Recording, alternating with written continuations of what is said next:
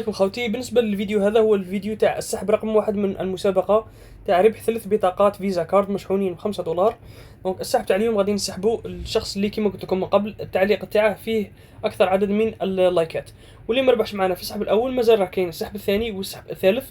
دونك بارطاجوا الفيديو وقولوا للناس يديروا لكم لايك في التعليق تاعكم باش تربحوا معنا. السحب الثاني غادي يكون بعد يومين، والسحب الثالث غادي يكون بعد 4 ايام. دونك نشوفوا وين التعليق اللي راه فيه لايكات بزاف. كاين هذا فيه 42 لايك، نزيدو نشوفو اللي فيه اكثر من 42. اذا كاين واحد عنده اكثر من 42 غادي يربح معنا في السحب الاول. هذو كلهم راه فيهم اقل من 42. اذا خاوتي الشخص اللي يربح معنا هو اول واحد اللي هو ايرين ييغر. هذا متابع وفي لهجوم العمالقه. المهم خاوتي، غادي نبعث له ميساج ونقول له مبروك، تواصل معايا على الانستغرام. سيبو خاوتي.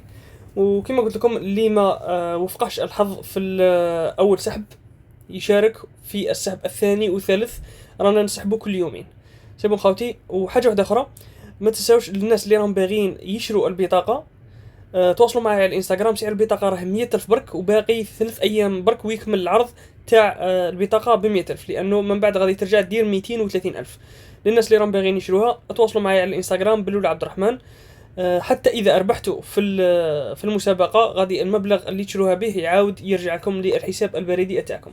وما تنساوش ديروا لنا لايك للفيديو هذا، وبارطاجوا لنا الفيديو تاع المسابقه. اللي راه باغي يشارك فيها يدير لايك في التعليقات تاعكم. دونك بارطاجوا الفيديو وقولوا للناس يديروا لايك في التعليق تاعكم باش تربحوا معنا في هذه المسابقه.